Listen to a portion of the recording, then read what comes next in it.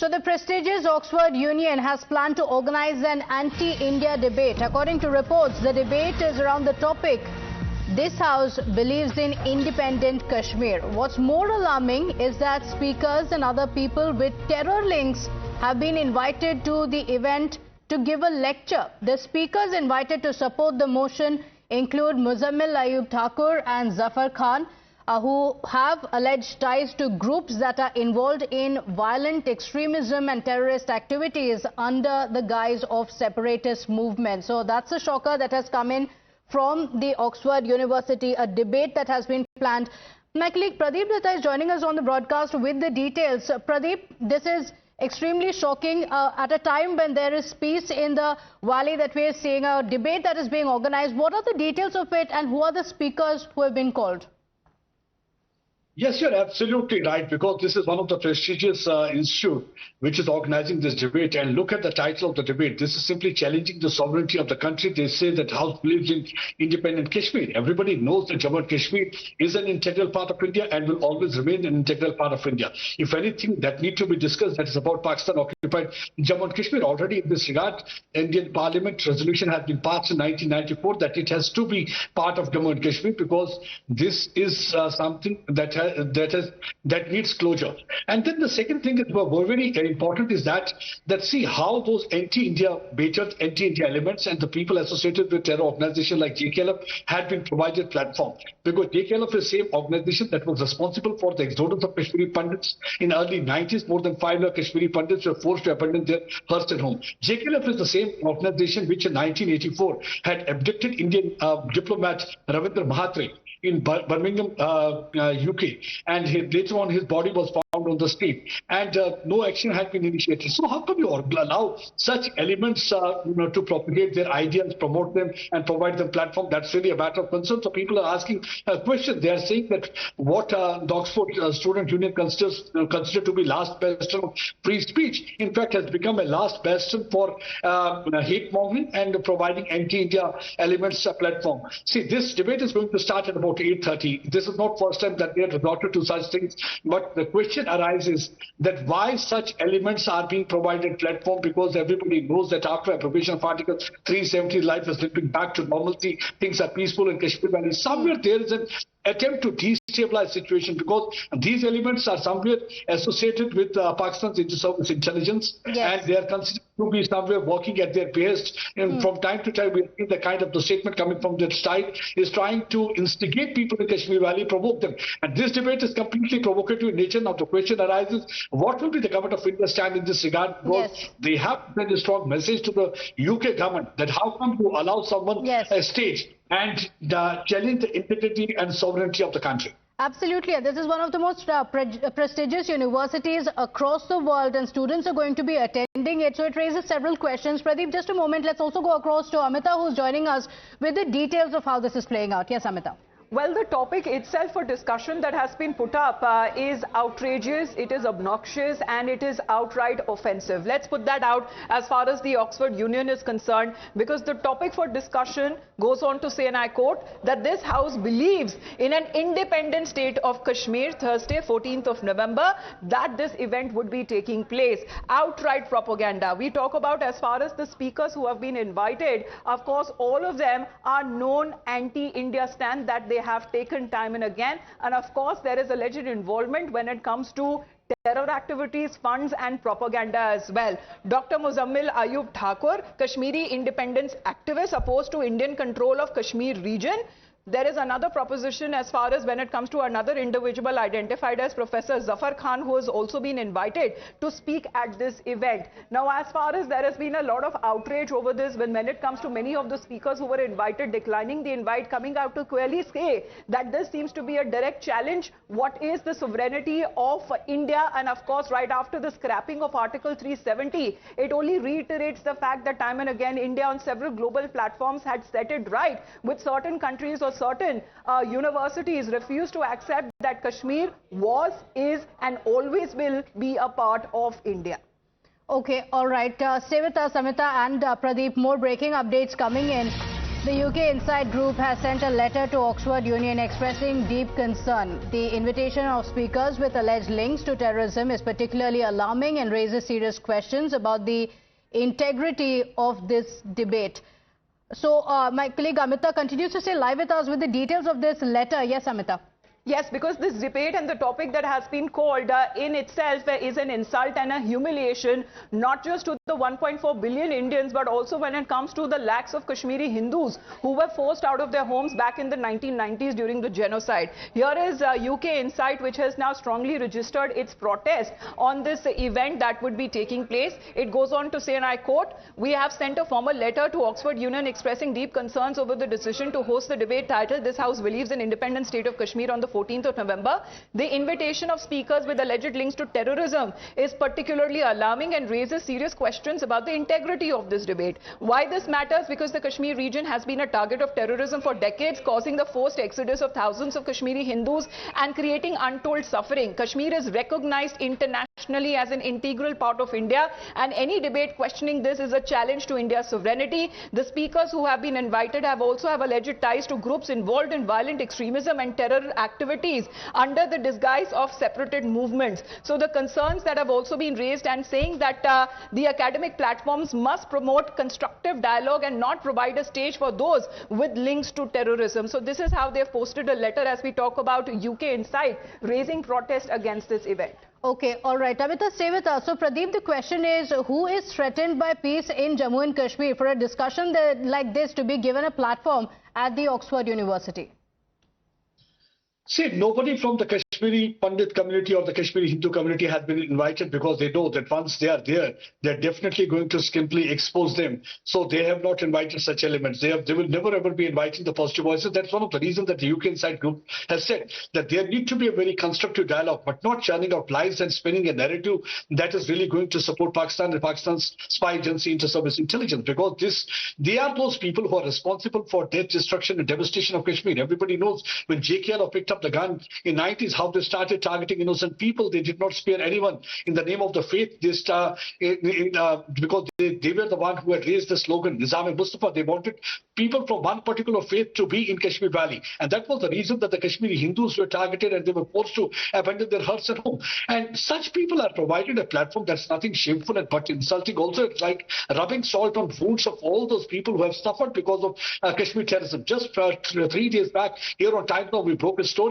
Even the two times who had been the chairman of the Hurriyat conference, Abdul Ghani Pant, to feel that they have achieved nothing but darkness. People who picked up the gun, the Kashmiris started killing other Kashmiris. So that is what actually the Pakistan had been doing. They are providing them arms and ammunition. The Kashmiris are armed so that they can target and spill blood of another Kashmiri. That's what the Pakistan is doing. And here these stooges of Pakistan who are sitting in London or in other countries where from they are running their agenda because they are getting those crumbs from inter-service intelligence and for that money, and they keep on raising voice against India, and they are being provided a platform. But academic session should be there, a constructive voice needs to be there, a constructive discussion, and constructive discussion would have been how things have really changed, because the world, we want to have a peace in the world, not that we have to instigate and provoke people once again to take up to the guns and so that we can once again start bloodshed. That is what actually people here are protesting, and that's one of the reasons that there's an outrage. Today at about 7, there is going to be protest of many students who will be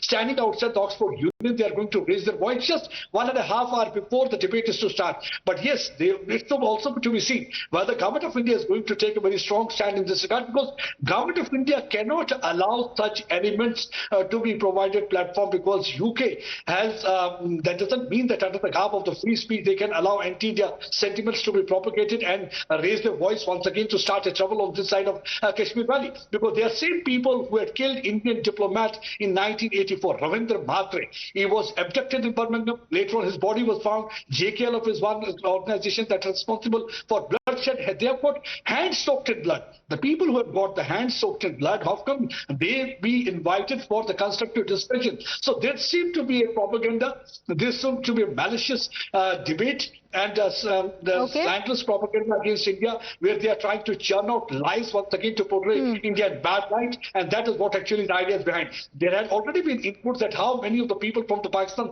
inter-service intelligence have managed to infiltrate in such organizations and such academic institutes so that they can run a propaganda against India. Absolutely, and not calling all stakeholders for this debate. If it was to be a healthy debate, Pradeep, the question is why not call all sides, and why have a title like this in an independent state of Kashmir? Stay with us. We have Brigadier Hemant also joining us on the broadcast. Thank you for joining us, Brigadier.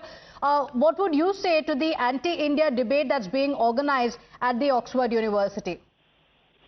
See, what we have to understand is that there is a propaganda machinery which is fueled by the ISI, Pakistan, and the enemies of India, who at regular intervals go to the institutions, educational institutions, let's say in Great Britain or in Europe, and try and organize such seminars, which actually is only a propaganda. There is no truth about it.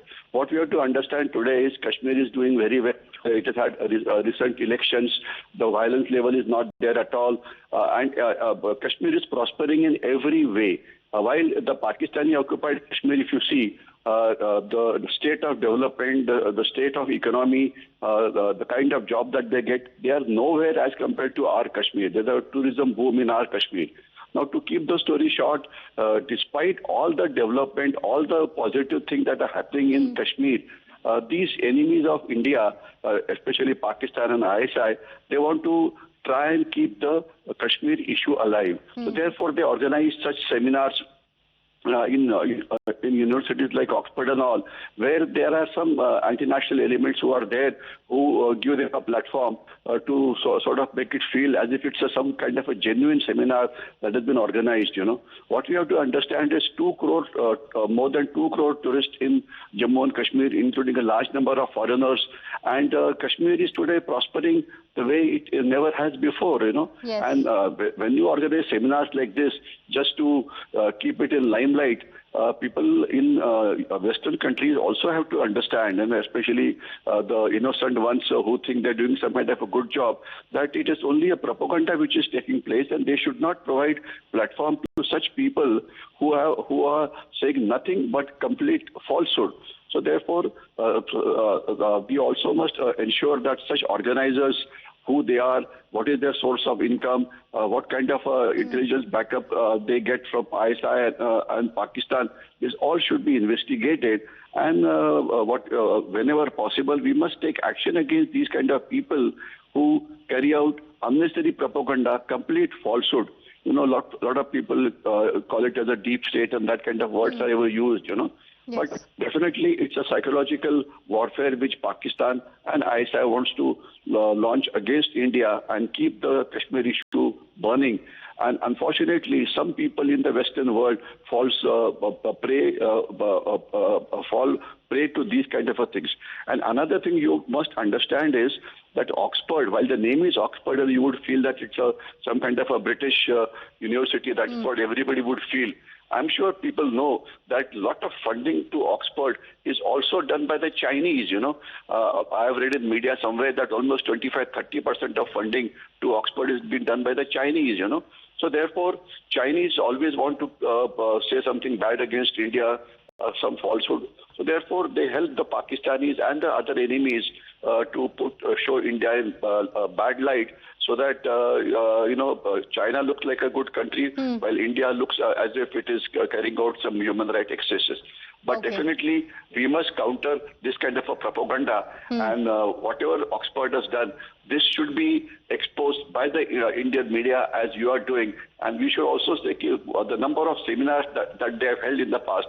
I'll just tell you only one thing. I remember there was a seminar which was held in USA on Kashmir some years back, and later, 2 years later, the US government itself put that person who led the seminar, Dr. Fai, or such name is there, into the jail for spying, carrying out anti-USA activities. So a person who held a seminar in USA, one of the universities, was later jailed by USA some time later.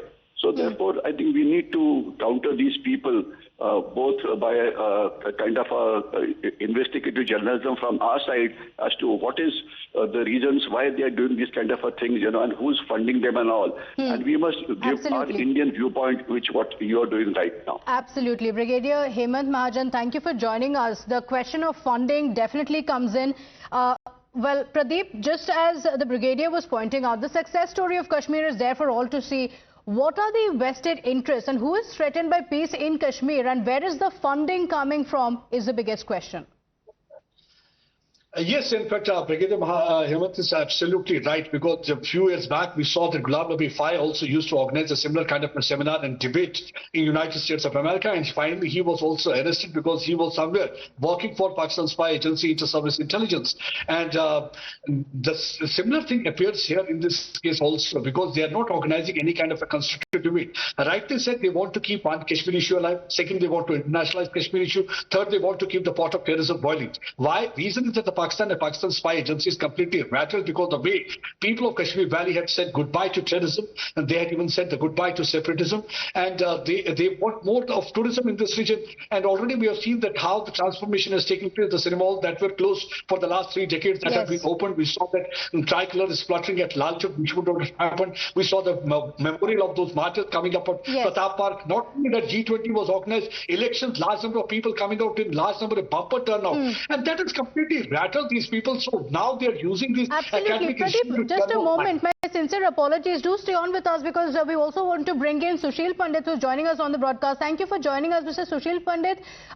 Several of the speakers who have been called to this anti-India debate also said to have links with terror, and they have been invited, all of it in the name of free speech.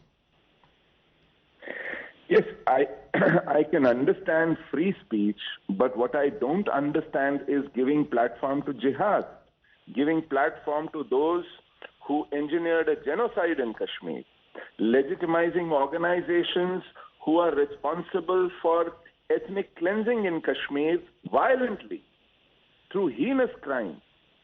In fact, I must tell your viewers through your channel that JKLF, which is a banned organization in India, operates freely in Great Britain, in United Kingdom. In fact, they participate in the political processes there.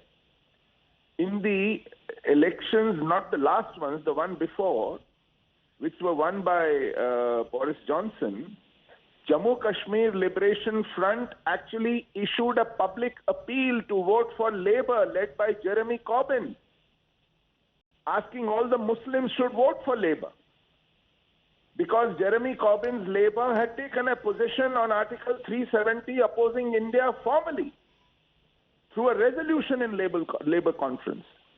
So Jammu Kashmir Liberation Front routinely conducts its activities formally by press releases, by demonstrations, through an office with a signboard. This is what United Kingdom does to India, and a banned terror organization in India operates and flourishes in United Kingdom. It was founded in United Kingdom. They killed an Indian diplomat in order to seek the release of Maqbool Butt in 1984. So I think it's not just Canada and US where terror operatives operate freely. It is even in United Kingdom, where organizations formally operate those who are banned in India. Fugitives from India operate freely, get sanctuary in United Kingdom. And now you are openly given platform by prestigious universities, legitimizing them and their violence. It is unacceptable. Not acceptable. Mr. Sushil Pandit, thank you for joining us. Big charge there, saying it's not just an anti-India speakers being given platform here, it's terror being given platform. Pradeep, we'll have to leave it at that. Thank you for joining us with those inputs. We continue